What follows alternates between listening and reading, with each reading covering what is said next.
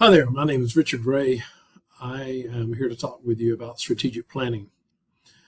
This is a overview course of strategic planning where we're going to introduce some basic frameworks, some common language, and just give you a brief overview of a couple of really interesting tools that anyone can use at any level to better manage their strategic planning. I apologize in advance. I have a little bit of a cold, so if words come out funny, you'll just have to have a little grace and forgive me. We're going to be talking about strategic management and strategy. We're going to be talking about the AFI framework, the PESTEL analysis, the five-factor, also known as the Porter analysis. We're going to talk about general stakeholder analysis and SWOT analysis. Many of you will have already had some experience with one of these tools, but just bear with us as we work through the next 20 some odd minutes. So strategic management is an integrative field. It combines analysis, formulation, implementation, and a quest to create competitive advantage over other people. Often we think about strategic planning as something that marketing people do or that only the executive office does, but every function in the organization has to be part of the strategic management process. Some of us will be creating strategies, some of us will be implementing strategies, some will be managing and evaluating the effectiveness of strategy. So no matter whether you're in accounting or marketing or HR or finance or some other operation, supply chain, etc., you have to understand and have a view of strategic planning, not just from your own function, but more globally. And by globally, I mean from a general manager perspective. Strategies, the simple definition is it's just simply a group of actions that help you gain and sustain superior performance related to your competitors. Essentially, it's the plan of how you're going to be more successful and stay in business longer and be more profitable than all the people who are competing against you. Strategy is typically discussed when we think about new ventures, when we are trying to grow our companies and existing companies. Sometimes it's used by nonprofit organizations and government entities in ways in order to think about increasing donations or increasing revenue, or being better at using the revenue that you're collecting. Sports teams use strategy when they think about creating championships, and celebrities, when they think about endorsements or which songs they might sing, they think about strategy. So in order to have a good strategy, there has to have three basic elements. One, there has to be a diagnosis of the competitive advantage in both the industry and among competitors. There has to be a process by which you create policy or plans or actions to address the competitive challenges. And then you have to have coherent actions that make sense, that you can communicate, that you can evaluate, and you can implement in order to make sure that the policy and procedures, processes you're creating, services, products you're creating, are successful in the marketplace. The AFI framework allows us a more standardized approach to how we analyze, formulate, and implement strategy. Essentially, it helps you predict differences from the firm's in the firm's performance, and it helps you create a process that leads to superior actions.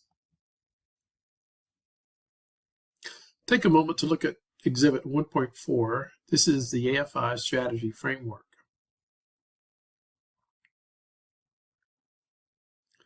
You'll see that there's three parts: analysis, formulation, and implementation. And two of those parts have subparts. Analysis part one, this is where you're trying to define what your strategy is, and this is from a philosophical or ideological perspective.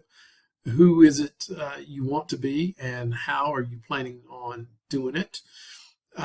This is also where we actually make sure that we actually have a process for strategic planning. Then you move to the second part of analysis, which is an understanding of who you are externally, This is where you're looking at your industry, your competitors, your structure, what's going on in the government, the legal environment, etc., in society that will impact your business. But you're also looking internally, what competencies, capabilities, leadership do we have? What can we do in order to be more successful and compete? And then finally, in that assessment, you're really trying to think, what about us creates value from a customer's perspective? And now how do we use that value? How do we compete?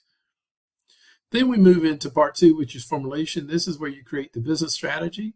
You begin to look at the two primary ways that we compete. One is either as a differentiator, what makes me different, no matter what my costs are, no matter what price I charge, people are going to come to me. You can think about things like iPhone. You can think about even Chick-fil-A. There's something about you that differentiates you from all the others, so much so the price typically doesn't matter.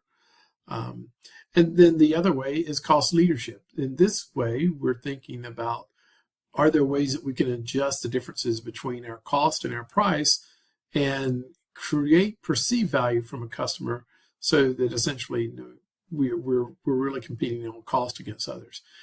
Department stores like Walmart and JCPenney, those kinds of folks, they typically, grocery stores, are competing in cost. We move from that to creating a corporate strategy where we begin to look at diversification and integration. So how are we going to internally and externally create a business that will give us the appropriate spread, but also make sure that we are conducting and living by our core business lines. Sometimes this means that you'll create strategies that are domestic and international or global. And sometimes it means that you will think about how we create a supply chain that we control versus one that we interact with. And then finally, we implement. And this is where we start to look at things like organizational design. We start to look at structures. We start to look at command and control. We start to think about the C word, culture. And we also begin to apply different business models that will help us be successful. So when we think about the AFI model, for the rest of our presentation, we're really going to focus on the analysis, part one and part two. Essentially where we define what our vision, our mission, our purpose is, and the stakeholders that we're going to impact or be impacted by, and then begin to look at tools that help us analyze industry and analyze competitors, the business environment, what our resources are, and how we develop and understand organizational capacity and core competency. And for that, there's a couple of tools that we use for the analysis of the external environment. We use the PESTEL analysis. We'll cover that in more detail here momentarily.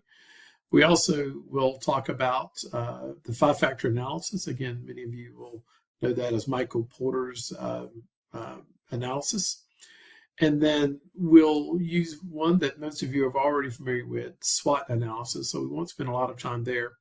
But essentially, if you can understand how these items work together, you can create the data that you need and collect the data that you need in order to be successful. But before we jump into using these, we have to make sure that we understand what our values, mission, and vision and purpose are. Vision is that which we want or to aspire to be or to accomplish. Mission is how we're going to accomplish that. Values are beliefs that we hold so important that they define who we are as individuals or as a collective. Often organizations will create shared values, or we think about those as organizational values, and they will educate the employees. They will weave that into the culture, and those values find their way into the marketplace as we create a competitive advantage. And there are actually some companies out there that come to mind. Google would be one, where they actually use their culture to both attract employees and other stakeholders and customers but they also use it as a way to shape how people use their tools and their services. And then finally, where we're headed is we're trying to say, based on our vision, our mission, our values, what is our purpose? Who and what is it we want to be? And how are we going to do that? So what you'll often see is people trying to define the external environment and the internal environment using a PESTEL of a five-factor analysis and a SWOT analysis. And they try to identify this in terms of what resources, capabilities, activities we need in order to be successful. So I look at the environment, I look at the industry, I look at my competitors, I look at me as a firm, and now what assets do I need? What assets do I have that will help me craft and execute strategy? What capabilities in terms of resources and structure and routines and leadership do I need in order to use those resources to my advantage to be successful? And then are there distinct activities and business processes that have to occur based on my external analysis, based on my internal capabilities? How do I become competitive? So essentially what the strategic planning picture is trying to do for you is to say, what are our values, mission, vision? And then how do we take that, manipulate and gather and develop resources and competencies and capabilities, form activities, and then how do we move into creating a competitive advantage? And so if you look at the section in blue here, that is the strategy formulation aspects of strategic planning. And essentially we're trying to make sure that we create a competitive advantage, which means we have superior performance relative to our competitors, and everything we do allows us to compete with them better and have more positive results than they have, because existing as a business is never existing in isolation. It's also relative to your competitors or your stakeholders, or even sometimes to government regulators. And when we think about the competitive advantage, it's not just an immediate advantage, it's what can we do long term to make sure that we have a sustained competitive advantage. And so the example that often people will use here is Apple, since about 2006, has had a competitive, sustainable advantage over other phone companies. In fact, they've probably been their success has resulted in many phone companies going out of business. And so today you have a few companies that are still competing with Apple and actually gaining ground, like Samsung and Pixel and Google. And so when we think about competitive advantage, it's not just important that we win today, but that we have an eye on the long term. And so we talked about what strategy is. Let's talk a little bit about what strategy is not. It's not a grandiose statement. In the 80s and 90s, Ford Motor Company would often say, quality is number one. Chevrolet would say, we're going to win. But being number one and we will win statements don't really give you an idea of what the strategy is. It's just a proclamation. Another thing it's not is a failure to face competitive challenges. Often companies will say they're being strategic because they're earning a lot of money. But again, that's not the same thing as having a sustained competitive advantage. And of course, here's a couple of examples. Blockbuster,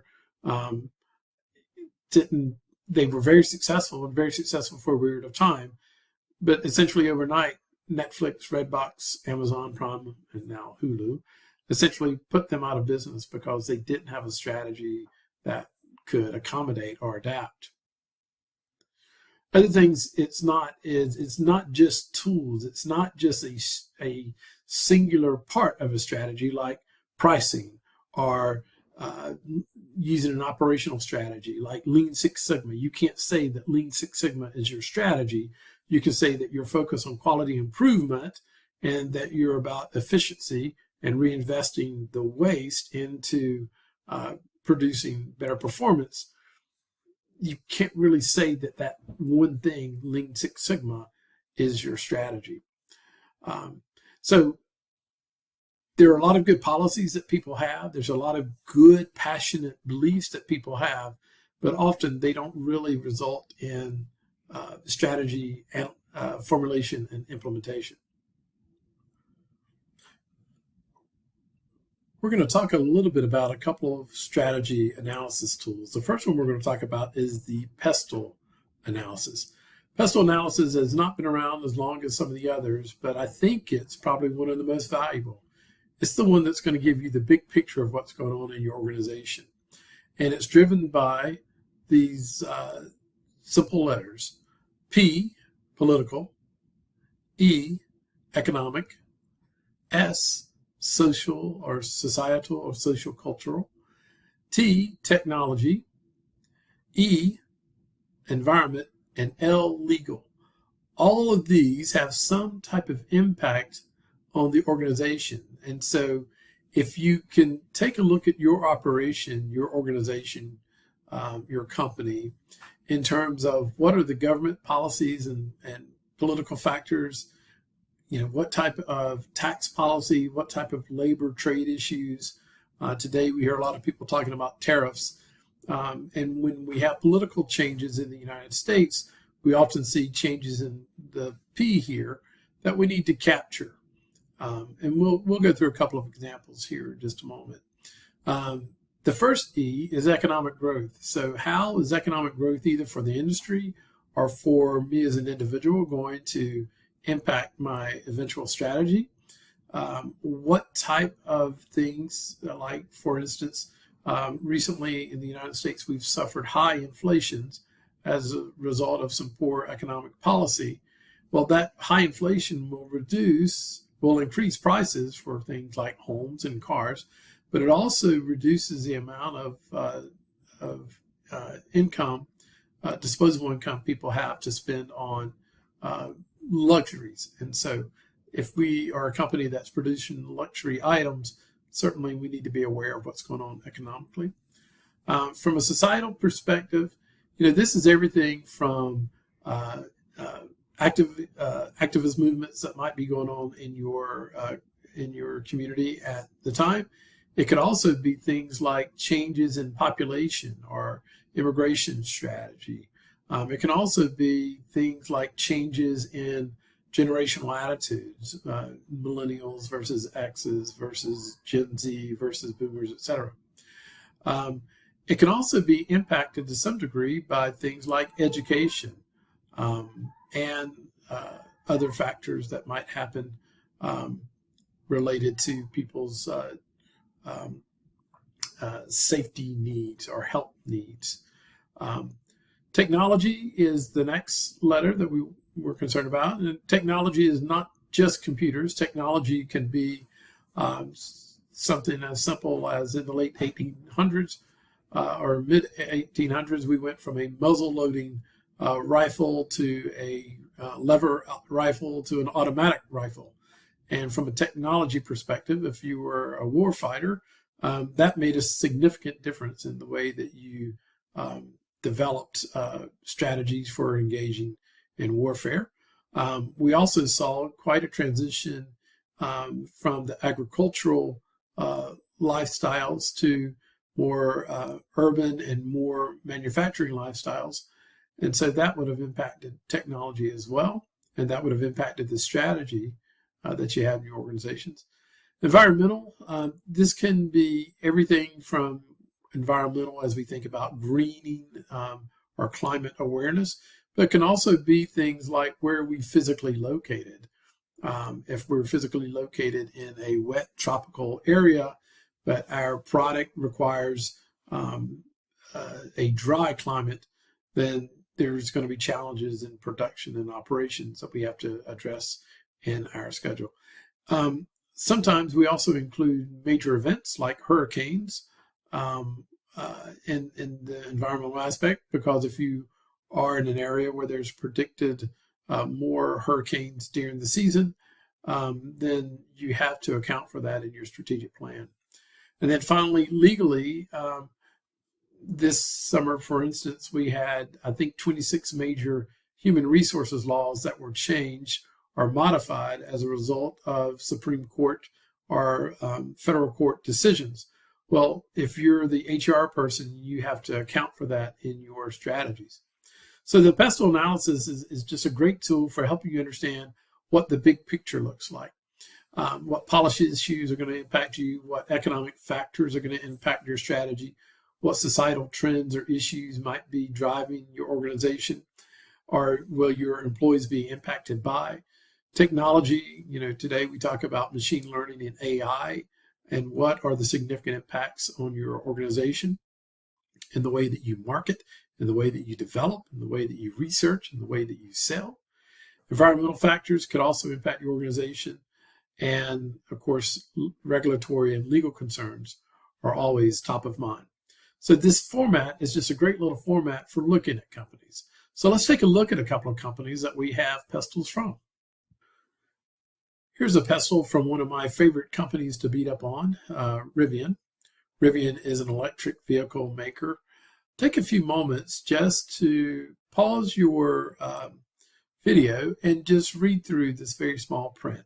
And you'll get a really good idea of what type of environment that Rivian is working within.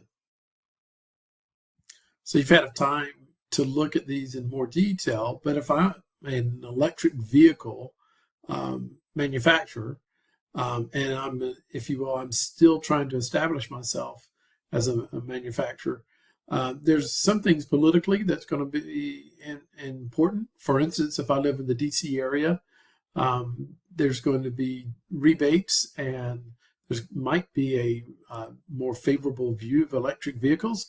If I live in Waycross, Georgia, where there might not be a lot of chargers and there may not be a lot of political interest in electric vehicles, then I need to be aware of that. Economics, again, electric vehicles, we typically think of people with higher incomes in these vehicles. So if inflation is high, that's going to be limited.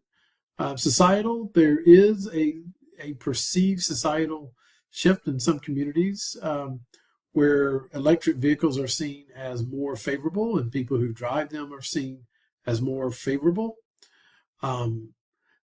You're also, from a societal perspective, you're still seeing a small population who either have interest or access to charging facilities. Technology, again, the technology continues to change, and if Rivian doesn't keep up with trends in technology, battery production, life of the battery, where the technology advances are occurring, what countries they're occurring in, that could be a challenge for them, and so forth and so on. So the best thing you can do when you start your PESTEL analysis is to actually use this framework to ask questions. And you may be searching on Google, you may be searching through industry trade publications, you may be looking through archival data, but essentially you're trying to figure out what the world looks like. Once you have a very good understanding of the environment that you're working in, kind of the global picture, you want to move into an analysis of what the competition looks like. Michael Porter of Harvard Business Review developed a simple way of talking about the competitive environment. Typically threats to get into the industry, how buyers are interacting with you, what's the opportunity for substitute items to engage and potentially take away market share, and then how will suppliers interact with you and the other rivalries that you have within the industry. When you look at these four domains, you come up with a competitive rivalry. Here's an example of one that is a little bit more detailed. Pause your video and take a few minutes to review this.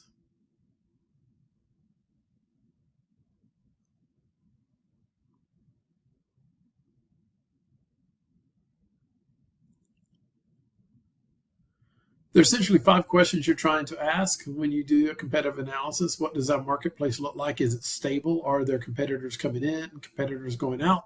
Are there mergers, acquisitions that could threaten us? Can others compete with us? Are there new ones? Are there failing ones? If they're failing, how can we take their market share? Is there price sensitivity that customers have? I may have the best phone on the market as far as quality and technology goes. However, it costs $3,000. Is that going to be is that going to impact whether or not I'm competitive? Are there threats and substitutes? Will there be misinformation? Are there new processes and methods? Is the product or service I'm offering presently going to be impacted by AI? So will there be substitute products that threaten me? And then finally, how are we different from the competitors? Are we focused on cost differentiation, quality differentiation? Are we looking at niche markets? How do we engage our stakeholders that we want to engage? And how do we ignore stakeholders that might not be offering us a competitive space? There's a lot of ways to organize this data. Often you'll see it in a table format. Here again is Rivian, 5 forces. So when you look at threat of entry, it's very high due to increasing interest and investment as well as low barriers to the market compared to traditional auto sectors. When we look at power suppliers, suppliers have a lot of power. Some of this could be due to the nature of the materials that are used in creating the vehicle. Some of it could be in the minerals that create one component of the vehicle, like a battery. The power of buyers for Rivian is high. There is increasing competition, and it allows for buyers to have more choice. The more choice that buyers have, the more challenging it will be for the electric vehicles, unless they're the electric vehicle everyone wants. There are substitutes. There's a lot of substitutes, not just other electric vehicles, but maybe vehicles that are hybrid, or vehicles that have a high gas mileage, or maybe some alternative mode of fuel. All of those things can potentially lead to substitute products for the Rivian truck. And then rivalry among the competitors is very high, not only with other EV vehicle manufacturers, but also with the traditional automotive manufacturers. So this is a table version. There's also kind of a list version. So here's a summary of two examples rather of a 5-factor analysis. One is looking at a company that's entering the athletic shoes business, shoes and clothing. And then one is creating a digital alternative to traditional banking. So pause your video and just take a look at those.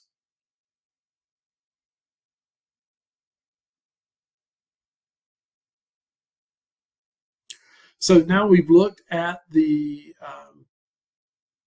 environment, the global perspective through the PESTEL.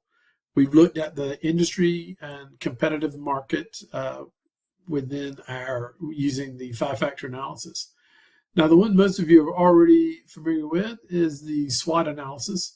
The SWOT analysis just helps you understand what's going on in your area. It can be a way to look at a competitor.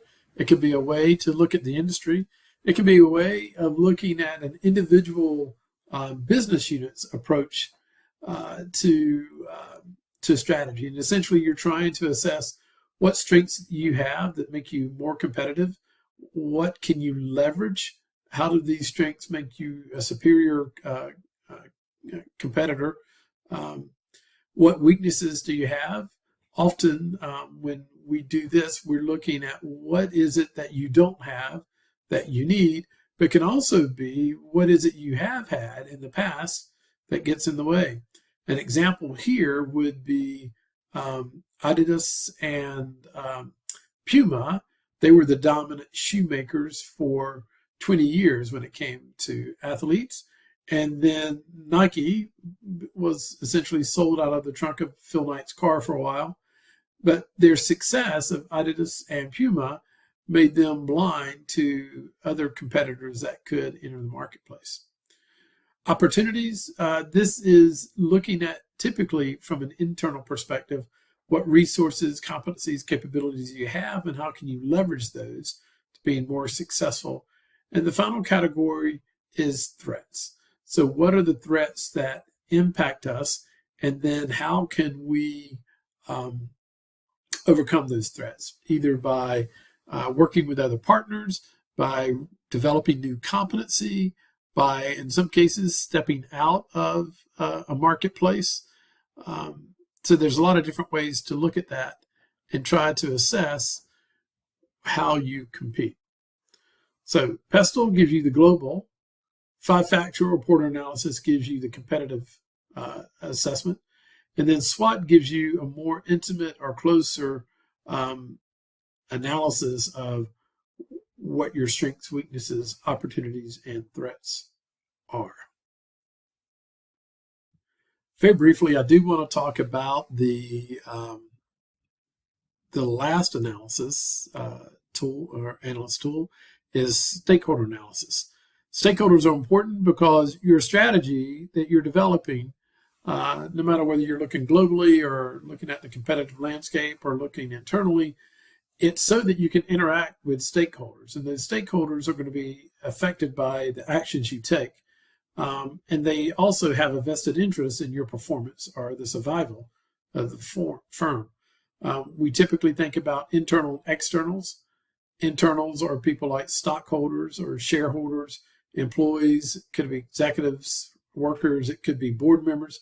And external, we typically look at that as customers, suppliers, partners, creditors, union groups, a community that you're in, the government. And these days, you'll often hear people talk about the environment as an external stakeholder.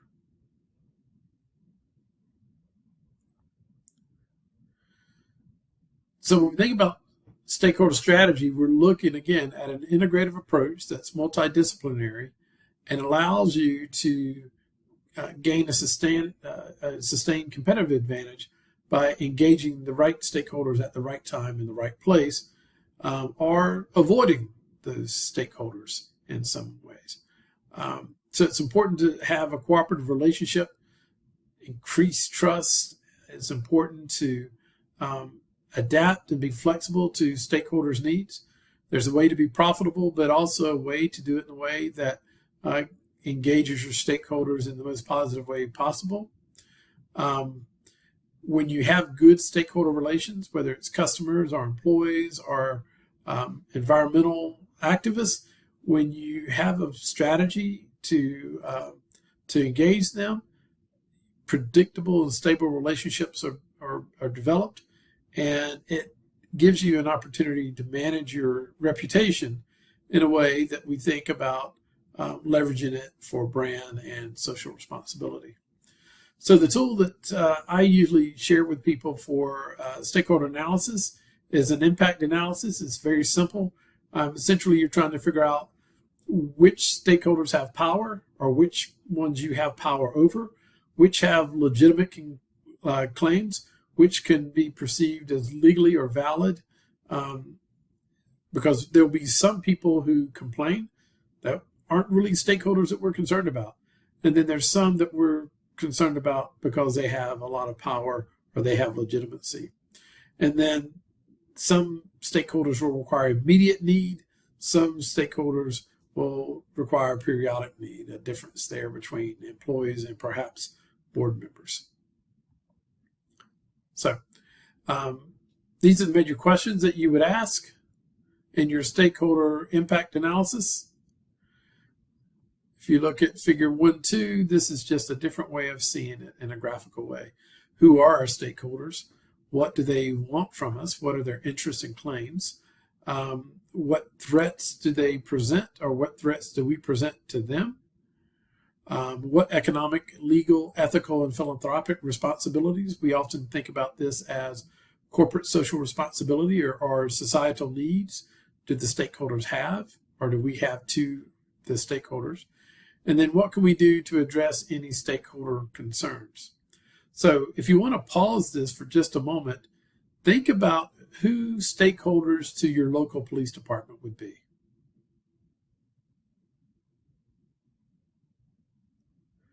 Okay, the citizens, right? The community. Stakeholders could be people wanting to do harm or criminals. It could be children that they're trying to engage and help them not be afraid of police officers or to learn how to engage police officers. It could be the city council. It could be your state government. It could be associations that help people who are harmed in the line of duty. So essentially what you're trying to do is just identify who they are and how can they be impacted. We did talk a little bit about corporate social responsibility and the stakeholder needs. Your text goes into this in greater detail, but here it is in Exhibit 1.3. Essentially, all organizations have to be economic responsible. They have to earn money. They have to have more revenue coming in than leaving. They have to do it legally. They have to do it ethically, and they have to do it they have to be able to exercise what we call discretionary behavior. Sometimes we talk about that as philanthropic or voluntary behavior. So I work a lot with hospitals. Hospitals aren't going to make a lot of money, but let's say they have a margin of 2%.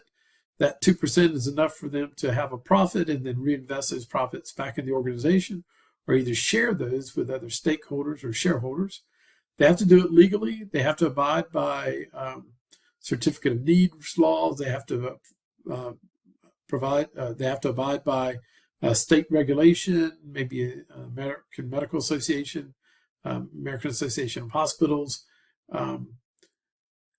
They have to be ethical. They have to engage in providing health care in a way that the community sees as beneficial to the greater society.